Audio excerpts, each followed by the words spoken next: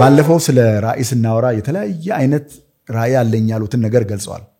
ዛሬም በሶስት መንገድ ራእያችሁ የጠራ ነው ወይ ራእያችሁ ዝም ብሎ ፈዘዝ ያለ ነው ወይስ ሙሉ በሙሉ ራእይ የላችሁም ያልናቸው ሰዎች በሙሉ ኮሜንት አድርገዋል። የተወሰኑ ራእይ የለንም ያሉ ሰዎችም ኮሜንት አድርገዋል። እዚህ ላይ ያየነው ነገር ምንድነው? ከራእይ መሰረታዊ መርህ አንፃር ሁሎችም እንደገና ሪአጀስት መደረግ የሚገባቸው ናቸው። አንዳንድ ጊዜ ምን ይሆናል መሰል ራእዩ ግልጽ ይሆንና ግን የመርህ ግድፈት ታገኝበታል። ለምሳሌ 1000 ካምፓኒ ማቋቋም ፈልጋለሁ ካለ አንድ ሰው that person doesn't care about ስለሚያገለግላቸው ሰዎች አይደለም እሱ ስለሚኖሩት ነገር ነው ያሰበ ያለው። ይሄ የመርህ ጥሰት ነው። እንትኑ ግልጽ ነው ግን ምን መርህ ብንከተል ነው ትክክለኛ የሆነ 10 እየሞከርን እንደገና ተመልሰን እንደገና እየሞከርን እንደገና እየወደቀን እየተነሳን ከምንሄድ ሁሉንም ራእዮች አንድ የሚያደርግ መርህ አለ ወይ ብለን ብንነጋገር በጣም ጥሩ ነው ያስባል። ምን ይመስላል ያሬድ?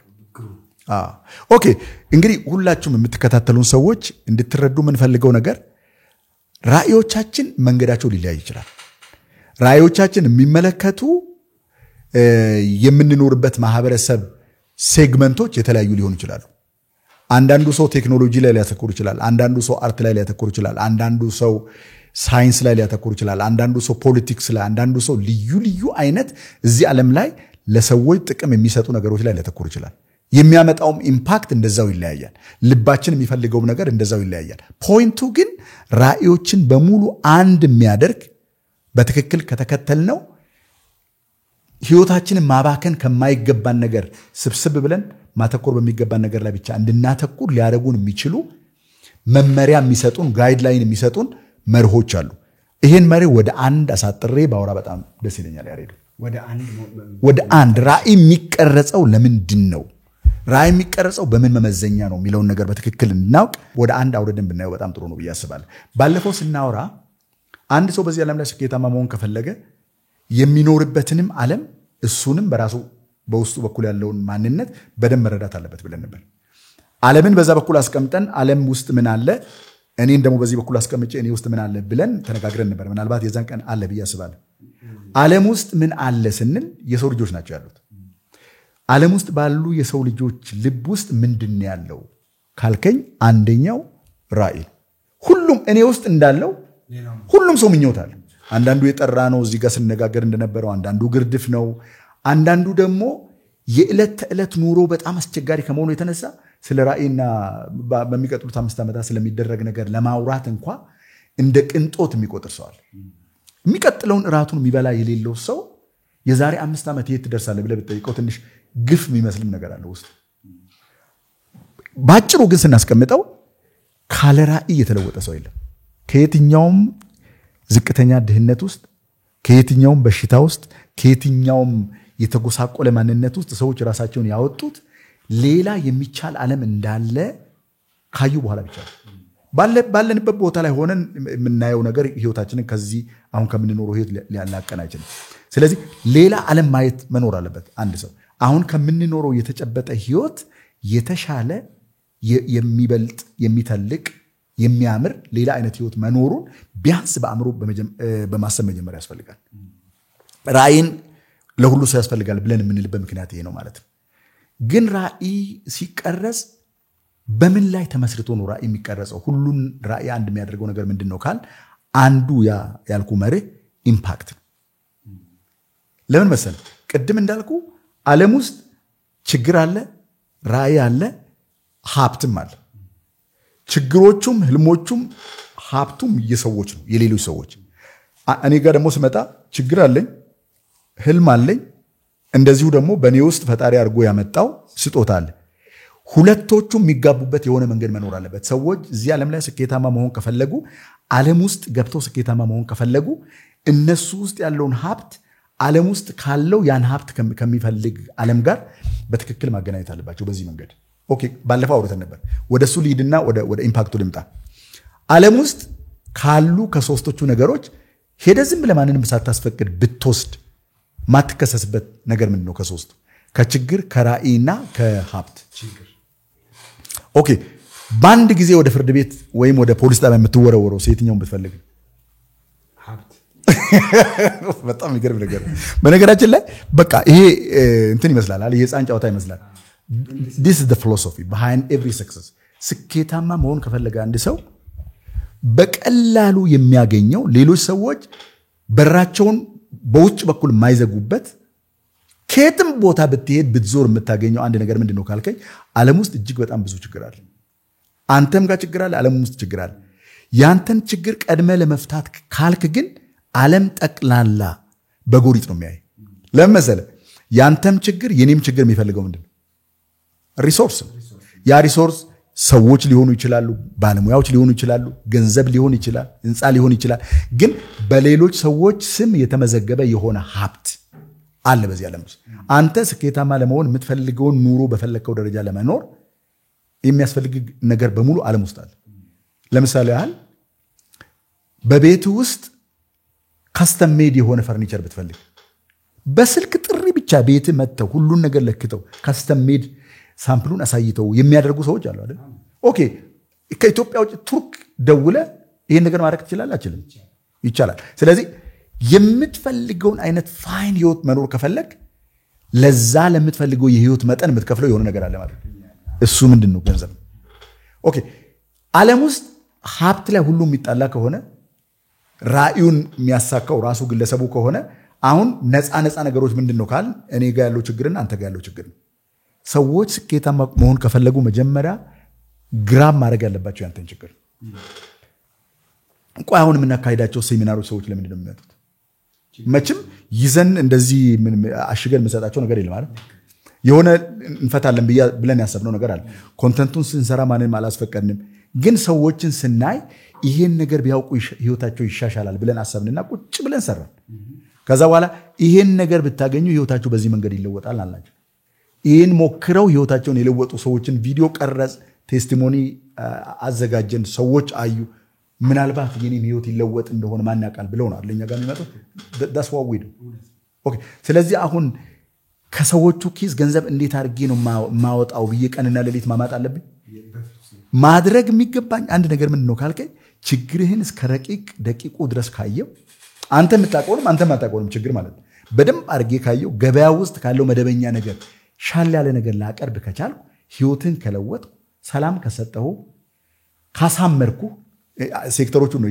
ያወራለው ካስደሰትኩ ያንተን ህይወት በተወሰነ ሴንቲሜትር ከፍ የሚያደርግ ነገር ካደረግ ኪስ ውስጥ ያለውን ገንዘብ ለኔ ማሰብ ነው ምክንያት ያለ ፈቅደህ ማለት ስለዚህ ይሄ ኢምፓክት ያለው ነገር ሁለት አቅጣጫዎች አሉት አንደኛው የራኢ ዋናው ዓላማ ኢምፓክት ነው የኢምፓክት ዋናው ዓላማው ሁለት ነው አንደኛው በሁሉም የህይወት ዘርፍ አንተን ከፍ ማለት ነው አንተን ባለ ራኢው ሁለተኛው ያ ራኢ ሚነካቸውን ሰዎች በሙሉ ከነበሩበት ቦታ ከፍ ማድረግ የሰው ልጅ በሙሉ ነው መንካት ያለበት ራኢ ያንተን ብቻ አይደለም አሁን ለምሳሌ ባለፈው ህልማችሁ ምንድነው ባልነው ነገር ላይ ቢሊየነር መሆን ፈልጋለሁ ያለ ሰው አለ በነገራችን ላይ I don't care ለምሳሌ and you don't care እስካሁን እንደው የሆነ ሰው ቴሌቪዥን መስኮት ፊት ቁጭ ብሎ እኔ እስከመቼ ድረስ ነው በቆርቆሮ ጣሪያ ስር ምኖረው ያሬዶ G+3 መስራት ፈልጋለሁ ሶስተኛው ጣሪያ ሄሊኮፕተር ያሳርፋል ሄሊኮፕተር ፈልጋለሁ እዛ ቦታ ላይ ያለ የኦሊምፒክ ሳይዝ መዋኛ ገንዳ ለኔም ለልጆቼም ያስፈልጋል ሰፊ አትክልቶች ያሉበት ከፈለኩ የጂ ብርቱካን ከፈለኩ የጂ ማንጎ የሚቆርጥበት እጽዋቶች ያስፈልጉኛል በፈለኩበት ሰዓት ጸጉራቸውን እየደባበስኩ እንትን ማረጋቸው መጋለባቸው ፈረሶች ያስፈልጉኛል እባካችሁን 5,000 ብር ቢል ለሌላ ጉዳይ ቢሆን ኖሮ 100,000 ብር የምትሰጠው ሰው ለዚህ ሰው 5,000 ብር ትሰጠዋለህ ሆነስትሊ ንገረኝ አይ በብዙ ማረ በጣም ሲምፕል ስኬታማ ህይወት ለመኖር አንተ ውስጥ ለሌሎች ሰዎች የሚሆን የሆነ ስጦታ አለ የሆነ ዕውቀት አለ በነገራችን ላይ ብታምንም ባታምንም ያሬድን የትም ዓለም ብንሄድ አናገኘው ወደ ሌላ ዘመን ወደ ኋላም ብትሄድ ወደሚመጡ ዘመናቶችን ብትሄድ ያሬድን ካጣነው አጣነው በቃ አንተ ውስጥ ሆኖ የመጣ ማንነት አለ የኡነት በአክብሮትም ጭምር የምነግርህ ነገር ያሬዶ you are unique ለኔ ማለት ምናልባት በዓለም ላይ ከማቃቸው ሰዎች extremely unique አንተን ማጣት ማይቻል ማለት አሁን ይሄንን አንተን ለማበረታታት ወይም አንተን እንትን ለማድረግ የሚሰማኝ ነገር ነው የምነግርህ። አሁን አንተ ጋር የምመጣው የምትጨምርልኝ ነገር ስላለ ጥቅም ብቻ ብታይ የሆነ ታርጌት ነገር ብቻ አድርገህ ብትመጣ ኖሮ ምናልባት ከተወሰነ ጊዜ በፊት we would have gone away ይገባል። በሌሎችም ስፌሮች የምታውቃቸው ነገሮች ይኖራሉ። ስለዚህ ሁሉ ጊዜ ያንተን ጥቅም ሁለተኛ ብታረግ ጥቅምህን ተው አይደለም። በነገራችን ላይ ቀደም ያልነው ሰውዬ የኦሊምፒክ ሳይዝ የመዋኛ ገንዳ ቢኖሩ ማን ይቀመዋል? ይኑረው። አክቹአሊ ሁሉም የዓለም ህዝብ እንደዛ ቢኖሩ ጎዳና ለሚኖር ሰው ባይኖር ከድህነት ሰዎች በሙሉ ቢወጡ ዓለም ላይ ያለው ሪሶርስ ለዛው ነገር ሁሉ በቂ ነው። ግን እንዳለመታደል ሆኖ ሀብት በተለያየ መንገድ የተያዘበትን መንገድ እናውቀዋለን። አሁን እንግዲህ መኖር የምትፈልገውን የህይወት አይነት ለመኖር ቅደም ተከተል ሆኖ የመጣው ምንድነው መሰለህ? መጀመሪያ የሌሎች ሰዎች ለምን መሰለህ? አንተ የምትፈልገው ገንዘብ ሌሎች ሰዎች ጋር ስላለና አንተ ህልምህን ማሳካት ስለፈለግ ሰውየው አልጠየቀህም። አንተ ህልምህን ማሳካት የፈለግከው ህልምህን ማሳካት ከፈለክ ደግሞ ሰውየው ጋር የምትፈልገውን ሀብት ለማስለቀቅ የግዴታ ሰውየው የሚፈልገውን ነገር ማድረግ አለበት። ዳሴት የሱን ህይወት ከለወጥክ ችግሩን ከፈታ ፍላጎቱን ካገለገልክ ራእዩን እንዲኖር የሆነ ነገር ማድረግ ከቻለክ ለምሳሌ ደጋግሞ 5 ዓመት ሙሉ እየወደቀ እየተነሳ ውጤት አላመጣ ያለን አንድ ሯጭ 2 ወር ውስጥ አሰልጥነ ጎልድ ሜዳሊስት ብታደርገው እርግጠኛ እንደምታደርገው ካወቀ ይከፍላል አይከፍልም? ይከፍላል። ለምን ደግሞ አይከፍልም? 100%። ስለዚህ በአንድ በኩል ራእይ በአንተ ፊት ለፊት ላይ ያሉ ሰዎችን ራእዩ የሚነካቸውን ሰዎች ይለውጣል። በለወጥከው ያህል ደግሞ ያንተ ህይወት በብዜት ይለወጣል። ሁለቱንም ነገር ማድረግ አለበት። ብዙ ጊዜ እንትን የሚመስል ነገር አለ። በተለይ አርት አካባቢ ላይ አይተ ከሆነ እኔ ህዝብ ማገልገል ነው እንጂ እኔ ገንዘብ አልፈልግም፣ እኔ ህዝቡን ነው እንጂ ማገልገለው፣ እንደዛ የሚባል ነገር የለም ጋይስ። ለምን እንደዛ አላለው መሰለህ? አንዳንድ ጊዜ በጎ ስራን አትደግፍም ወይ ምናምን አይነት ሐሳብ ያላቸው ሰዎች በደንብ አድርጌ ልንገርህ፣ ፈጣሪ የሰጠህን ነገር ካገለገልክበትና የሰው ልጆችን ህይወት ከለወጥክ ላገለገልክበት ያህል ልክ መሬት ማይናገረው አፈር ዘር ስትዘራበት ልትበላው የምትችለውን ዘር ማለት ከጎተራ ውስጥ አውጥተህ ወፍጮ ቤት ወስዳ አስፈጭተ መብላት የምትችለውን ገንፎ እንጀራ ልታደርገው የምትችለውን እህል ነጭ ጤፍ አውጥተህ ስትዘራበት ያን የዘራበትን 100 እጥፍ አድርጎ የሚሰጥ ከሆነ መሬት እንግዲህ መጽሐፍ ቅዱስ ላይ ራሱ እንደዛ ይላል። ሰው የዘራውን ያንኑ ያጭዳል ይላል። ኦኬ። ስለዚህ ማጨድ የሚፈልግ ሰው መዝራት አለበት ግዴታ ማለት ነው። ግን አጭዶ ነው የሚዘራው፣ ዘርቶ ነው የሚያጭደው። ልክ እንደ እንቁላልና እንደ ዶሮ ማለት ነው። ዘርተ ነው የምታጭደው። ከየት አምጥቼ ነው የምዘራው? ስጦታ ተሰጥቷል የምንለው ለዛ ነው። ዘር ተሰጥቷል። ዘሩን ስትዘራና የሌሎችን ሰዎች ህይወት ስትለውጥ የዘራበት መሬት ያበቅላል። ይሄ የኔ ፕሪንሲፕል አይደለም፣ ይሄ ናቹራል ፕሪንሲፕል። ኦኬ። ስለዚህ ራእይ ሁለቶቹን ነገሮች መርሳት የለበትም። ኢምፓክት የሚለውን እንደመጠቅላይ አድርገን እንውሰድና ኢምፓክት ባለ ራእዩንም ራእዩ የሚነካቸውንም ሰዎች ነው የሚመለከተው። በዛ በኩል በራእዩ የሚነኩ ሰዎች አሉ፣ በዚህ በኩል ደግሞ ባገለገለው ልክ የሚለወጡ ሰዎች አሉ። እንግዲህ ትልልቅ ባለ ራእዮች አይተህ ከሆነ ኤሎን ማስክ ትላልቅ የሚባሉ ሰዎች በሙሉ የሌላን ሰው ችግር ሆኖ በማያውቅ መንገድ በፈቱት መጠን ገንዘቡን ያገኙታል። ምንም እንቅልፍ ማጣት አይጠበቅባቸውም ገንዘቡን ለማግኘት። ገንዘቡን ብቻ አይደለም፣ ክብር ከፈለክ ክብር ለማግኘት፣ በማህበረሰቡ ላይ ትልቅ ኢምፓክት ለማምጣት፣ በምትፈልገው መጠን ሰፍተ ውጤት ለማምጣት ከፈለክ የሚያስፈልግህን ነገር በሙሉ ሰውም ጓደኛም የሚያገለግሉህንም በሙሉ ማግኘት ከፈለክ በዛኛው በኩል ያለውንና አንተ የምትፈልገው ገንዘብ ኪሱ ውስጥ ያለውን ሰው ማገልገል ያስፈልጋል። በተለይ ቢዝነስ መጀመር ለሚፈልጉ ሰዎች የምንነግረው ነገር ምንድነው? ውስብስብ አይደለም ቢዝነስ። ያንተን ዕውቀት፣ ያንተን ልምድ፣ ያንተን ክሪኤቲቪቲ የሚፈልግ ወገን አለ በዛ በኩል በቁጥር እጅግ በጣም ብዙ የሆኑ። በዚህ በኩል ደግሞ በነፃ የተቀበልከው አንተ ውስጥ የሚኖር ስጦታ አለ። ያን ስጦታ ማሳደግ ይጠይቃል፣ ካልቲቬት ማድረግ ይጠይቃል፣ ማጎልበት ይጠይቃል። ያን ፓኬጅ አድርገ ለሌሎች ሰዎች ችግር መፍቻ እስከሰጠ ድረስ ህይወት በዛው መንገድ ይለወጣል ብዬ አስባለሁ። ለምሳሌ ወደ ገንዘብ እናምጣው ስለሚለካ ማለት ነው። እንበልና አንድ ሰው ቢሊየነር መሆን ፈልጋለሁ ላለው ሰው 1 ቢሊየን ማለት 1 እና 9 ዜሮዎች ናቸው። 1 2 3 1 2 3 1 2 3 9 ዜሮዎች ናቸው። ኦኬ። ይሄ ሰው 1 ሚሊዮን ሰው ማገልገል የሚችልበት የሆነ ክሪኤቲቪቲ ቢኖረው እና የሚያገለግልበት አገልግሎትም ይሁን ምርትም ይሁን በዛ ሰው ህይወት ላይ የ1000 ብር ተመን ያለው ቫልዩ ቢጨምር 1000 ብር ያህል ዋጋ የሚያወጣ ነገር ቢጨምር ለምሳሌ አንተን ከዚህ በፊት አምረ በማታቅ መንገድ የሚያሳምርህን ሸሚዝ ቢሰፋል ወይም የሆነ ነገር ቢያደርግ የ1000 ብር ተመን ያለው ነገር በአንተ ህይወት ላይ ቢጨምር እና 1000 ብር ብትከፍለው በኔት የ1 ሚሊዮን ሰዎች በዛ መንገድ ቢከፍሉት ስንት ብር ነው? ቢሊዮን ነው ማለት ዳስ ስለዚህ ስለ ቢሊዮን ብር ሳይሆን መጨነቅ የሚያስፈልገው ወይም ደግሞ ስለ 1 ሚሊዮን ብር ሳይሆን መጨነቅ ያለ በተለይ ተቀጥረው እየሰሩ ያሉ ሰዎች በመንግስትም ቤት ይሁን በግለሰብም ቤት ይሁን ኤንጂኦ ውስጥም ይሁን ተቀጥረው የሚሰሩ ሰዎች እስካሁን ድረስ እየፈጠሩት ያለውን ዋጋ አያውቁት ስላልተተመነ በትክክል ማለት በደሞዛቸው ልክ ነው ራሳቸውን የሚቆጥሩት ከዛሬ በኋላ ግን ሆን ብለው በሚሰሩበት መስሪያ ቤት ውስጥ 10,000 የሚከፈላቸው ከሆነ ወደ 100,000 ብር እሴታቸው መጨመር ይችላሉ እዛ ውስጥ ማንም አያቸው አለቃም አያቸው እውቅናም ተሰጥቷቸው ደሞዛቸው ላይ ገንዘብ አይጨመር ራሳቸው መፈተን ይችላሉ እዛ ቦታ ላይ የ10,000 ብር ተከፍሏቸው የሚሰሩትን 10 እጥፍ ወይ ኦኬ 10 እጥፍ ይቀር 2 እጥፍ መጨመር ይችላሉ ይሄን እዛ መስሪያ ቤት ውስጥ ይያሉ ካደረጉት አትጠራጠር ደሞዛቸውን ወጥተው በ2 እጥፍ ማባዛት ይችላሉ ብርቅ አይደለም አይደል 2 እጥፍ 3 እጥፍ 4 እጥፍ ደሞዝ ማጣፋት ይዝናት እንትን አይደለም ሬድ አይደለም ብዙ ሰዎች የሚያደርጉት ነገር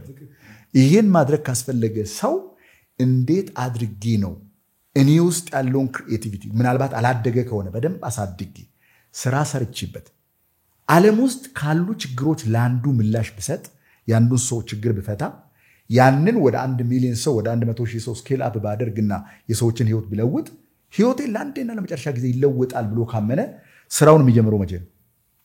ዛሬ ማለት አሁን ልክ ይሄ ካለቀ አሁን ካንተ ካነሳው ማብራሪያ ውስጥ ሰዎች ማንኛውም ሰው ሊያተኩር የሚገባው አንድ ነገር ላይ ነው አንደኛው ስጦታ ልንለው የምንችለው ወይም ደግሞ በውጭ በኩል ያየው ችግር yes ስጦታ እሺ ውስብስብ ነው እንበል አላቀው እንበል ግን በችግር ልናገኘው ይችላል እኔ ልፈታው የምችለው ችግር ማለት እኔ ልፈታው የምችለው ችግር ትክክል ብትፈታውም ደግሞ ትርጉም የሚሰጥ ይሄን ባደርግ እኮ ደስ ይለኛል የምትለው ለሌሎች ሰዎች ጥቅም የሚያመጣ ለአንተ ደግሞ እርካታ የሚሰጥ የሆነ ነገር ማለት ነው አንድ ነገር ለምሳሌ አንድ ኤግዛምፕል እንገር በኢትዮጵያ ውስጥ አንድ ያላስተዋልኩት ምናልባትም በነፃ እንስጣቸው ይሄን ነገር ውድ ነው በጣም ኦኬ በነገራችን የእርጉዝ ብቻ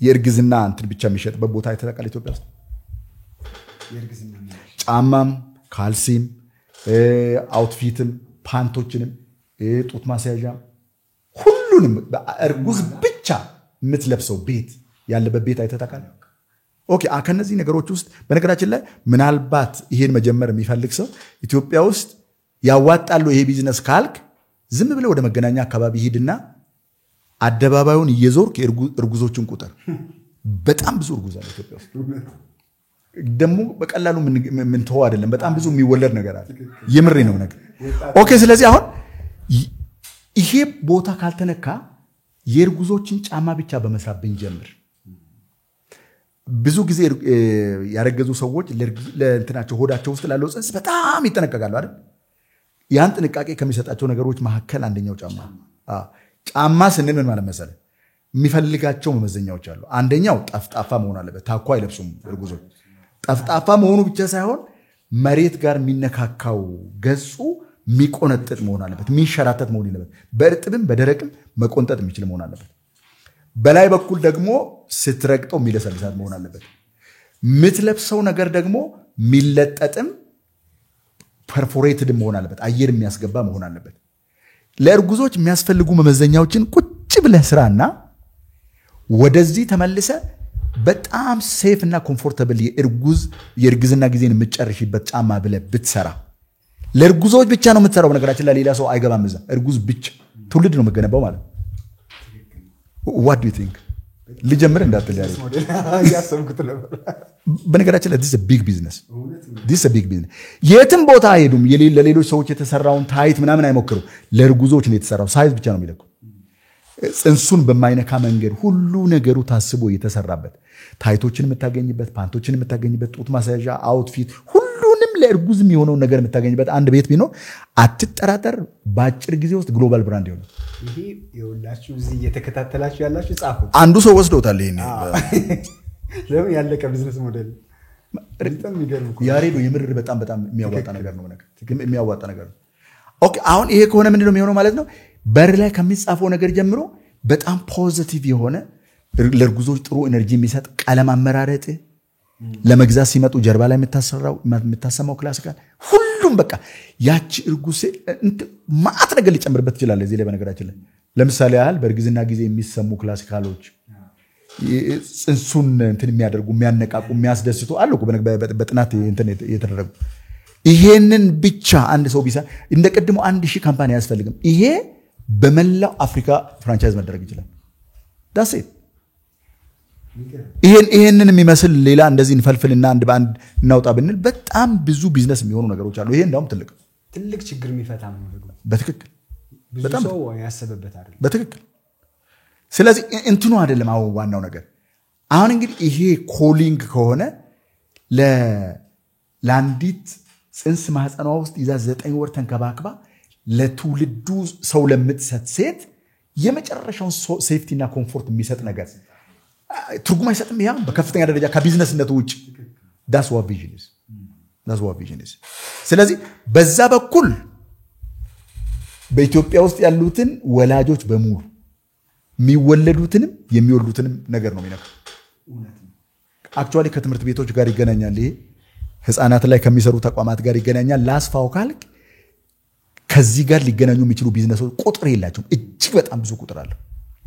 ከዛ በኋላ ደግሞ ቀጥለ ልክ ኬጂ ሲገቡ እንትን የምትመርጥላቸው ጫማዎች ሁሉን ነገር ወደዛም ደረጃ ካሳደግከው ይሄ ባጭሩ የሚያልቅ ቢዝነስ አይደለም። ቢግ ኦኬ። በዛ በኩል አንድ ሰው ለአደልቶች ከተዘጋጀ ወይም ደግሞ ለዚህ ፐርፐስ ካልተዘጋጀ ሱቅ ውስጥ መርጦ እዛ ብሎ አማርጦ ምናምን ከሚገዛ እንትን አደረከው፣ ጊዜውን ቆጠብክለት።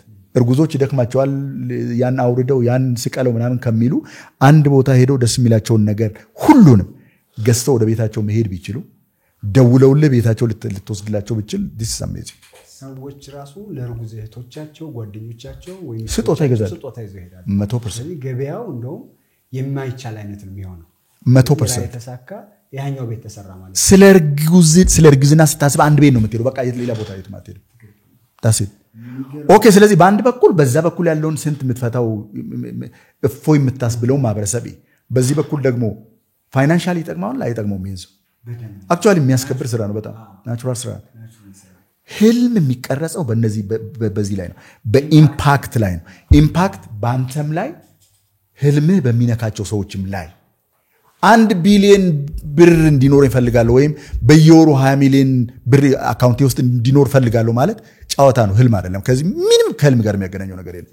ህልም ማለት የምትኖርበትን ዓለም ከፍ ማድረግ ማለት ነው። አንተን ጨምሮ ነው። ታዲያ አንተን ከተውክ በነገራችን ላይ አሁንም ቪዥን አይደለም፣ በቃ ሰባዊነትን ነው ከፍ የሚያደርገው። that's right። አንድም የሚጎል መኖር የለበት። አንተ ህልም ውስጥ ኢንቮልቭድ ከሆንክ የሚነካ ከሆነ ሌሎችም ይሄ ህልም የሚነካቸው ሰዎች ከሆኑ ምን ማለት መሰለህ?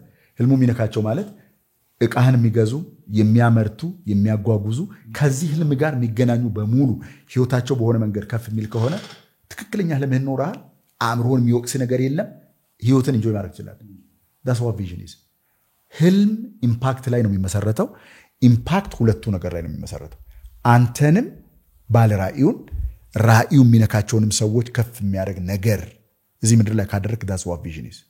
አሁን ገጠር ውስጥ የሚኖሩ ሰዎች በገጠር ውስጥ በነገራችን ላይ ገጠር ውስጥ መፈታት ያለበት የችግር ቁጥር ብታቅ ገጠር ውስጥ የሚኖሩ ተመርቀው እዛ የሚሄዱ ንቃተ ህሊናቸው ከፍ ብሎ ወደ ገጠር ውስጥ የሚመለሱ የተመረቁና ስራ ያጡ ተማሪዎች በተለየ መንገድ ቢያዩት የሚኖሩበትን ዓለም ህይወታቸው የሚለወጠው እዛው ገጠር ውስጥ ነው። ወደ ከተማ መምጣት አይጠበቅባቸው። በጣም ብዙ መለወጥ የሚችል ነገር አለ። ለምሳሌ አንድ ጊዜ ምን እንዳየው ልንገርህ። ባህር ዳር ዩኒቨርሲቲ ነበርኩኝ። ከባህር ዳር ወደ አዲስ አባይ መሄጃ መሃል ላይ የሆነ መንደር አለ። ኤስኤንቪ የሚባል የኔዘርላንድ ተቋም ነበረ። በዛን ሰዓት ምን ያደርጋሉ? 6 ከብቶችና ከ6 በላይ ከብቶች ላሏቸው ሰዎች እበቱን ፈርመንት የሚያደርጉበት የዳም ሪአክተር የባዮጋስ ማምረቻ እበቱን በቀጥታ እንደ ኩበት ከማንደድ እበቱን በውሃ በጥብጠው ሪአክተር ውስጥ ይከታሉ። ሪአክተሩ ውስጥ ጥቃቅን ተዋሳት አሉ። እነሱ ሚቴን የሚባል ጋስ ያመነጫሉ። እሱን ያፍኑትና ከአየር ጋር እንዳይቀላቀል በቱቦ ውስጥ ወደ ቤት ይወስዱታል። ልክ እንደ ውሃ ማለት እንደ ውሃ ወይም እንደ ሌላ ነገር። ከዛ በኋላ ጫፉ ላይ ስቶቭ ይደረጋል፣ መብራት ይሆናል፣ ማሾ ያነዳል፣ ታች ላይ ደግሞ ምግብ ያበስላል። የሚወጣውን ያ ነገር ከውስጡ ከወጣ በኋላ ደግሞ ያለውን ፍግ እንትኑን ስለሪውን እንትን ያደርጉበታል፣ እጽዋቶችን ማዳበሪያ ያደርጉታል። አሁን አንድ ሰው ይሄን ስራ ቢሰራ እንደ ቢዝነስ አድርጎ ማለት ነው ዲዛይኑ ኦልሬዲ ስላለ ምንም የምትጨነቀው ነገር የለም። ድንጋዩም እዛው ገጠር ውስጥ ነው ያለው፣ ሲሚንቶና የተወሰነ ነገር ነው የሚሄደው የሆነ ብረት ዶሙን ለመስራት ምናምን። ይሄን እንደ ቢዝነስ አድርጎ ቢሰራ አንድ ሰው ከተማ ውስጥ ከሚሰራው በላይ በጣም ብዙ ነገር ማድረግ አይችልም። እንደው ግን ብዙ ነው ነገሩ፣ በጣም እጅግ በጣም ብዙ ነገር ነው ሊሰራ የሚችለው። አሁን ይሄ ሐሳብ ጫማ የሚሰራ ሰው አለ፣ የቅድሙ ሐሳብ ላይ ወይም ምጣድ የሚሰራ ሰው አለ።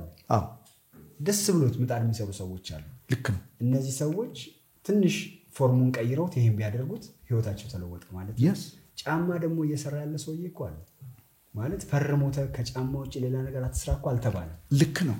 ስለዚህ በጣም አሁን አንተ ያልከውን ነገር ለመውሰድ በጣም ቀላሉ ነው። ትክክል። ሌላ ሰው ቢወስደው ገና የሚለማመደው ነገር ይኖር ይሆናል። ይሄ ብዙ ነገር የለመደው ነገር አለ። that's right። እና በጣም የሚገርሙ ሐሳቦች አሉ። በትክክል። ስለዚህ ሰው ስጦታው ላይ ነው ወይም ደግሞ ምን አይነት ችግር ልፈታ እችላለሁ፣ ስፈታ ችግሩን ደግሞ በዛ በኩልም ትርፍ ማመጣ ለኔም ትርፍ የሚያመጣ ወይም ወደዚህ የሚመጣው ትርፍ ተፈጥሯዊ ነው። ምናልባት አሁን ይሄን ስንል አንዳንድ ሰው አምሮ ውስጥ ምን ይሆናል መሰለህ፣ ሐሳቡ ነበረኝ ግን ገንዘብ ነው የሌለ፣ መነሻ ገንዘብ ነው የሌለ። ኦኬ ሄደ ገንዘብ የሚገኝባቸውን ሰዎች ቢዝነሶቻቸውን ፋይናንስ የሚያደርጉባቸውን በጣም ብዙ መንገዶች አሉ። why don't you try? በክራውድ ፋንዲንግ እንኳን ሰዎች እኮ ቢዝነስ የጀመሩ ሰዎች አሉ። በክራውድ ፋንዲንግ ፊልም ይሰራል፣ ሙዚቃ ይሰራል፣ በጣም ብዙ ነገር ነው የሚሰሩት። አንዳንድ ብር ነው 5 ብር አዋጡ ተብሎ አይደል ተሰርቷል ፊልም። ሰዎች ይመለከታናል ለሚሉት ማህበረሰባዊ ለውጥ ያመጣል ብለው ለሚያስቡት ነገር ማይመለስ ገንዘብ እንኳን ይሰጣሉ። እኔ ደግሞ ፋይናንስ የሚደረግባቸው በነገራችን ላይ ክራውድ ፋንዲንግ ኢትዮጵያ ውስጥም ይጀምራል። አሁን በደንብ ይጀምራል። አክቹአሊ ይጀምራል። እንትኑ ስላለኝ ኦሬዲ መንገዱ እየተፈጠረ ምን ማለት ከተወሰነ ጊዜ በኋላ ሊስት ካስደረክ የቢዝነስ ሐሳብህን ፍላጎት ያላቸው ሰዎች እዛው ቁጭ ብለው ያያየ ተረር አድርገው ቢዝነሱን ይሞላሉ። then you can go ኦኬ። ገንዘብህ ላይ ሐሳብህን አስረድተህ ተረድተው ገንዘብ ያላቸው ሰዎች ካንተ ጋር አብሮ ኮላቦሬት እንዲያደርጉ መንገድ ለምን አትፈልግ? እኔ መንገዱን አላውቅም። go search። ቆይ ይሄ ሰው የምን ሊሰራ ነው? እሺ ማን ያርገው ማለት ማን ያርገው? እንዴ ቢዝነሴን ሰርቻለሁ፣ እንዴት ለሌላ ሰው አእምሮና ልብ ላጋባው፣ እንዴት ኮሙኒኬት ላርግ? ቁጭ በልና ራስን አስተምር። ኦኬ እንዴት አድርጌ እነዛ ሰዎች ላግኝ? እንዴት ላግኝ ብለህ ፈልግ። አሉ የምታገኝባቸው መንገዶች አሉ። ኢትዮጵያ ውስጥማ በጣም ብዙ የምናውቃቸው መንገዶች አሉ።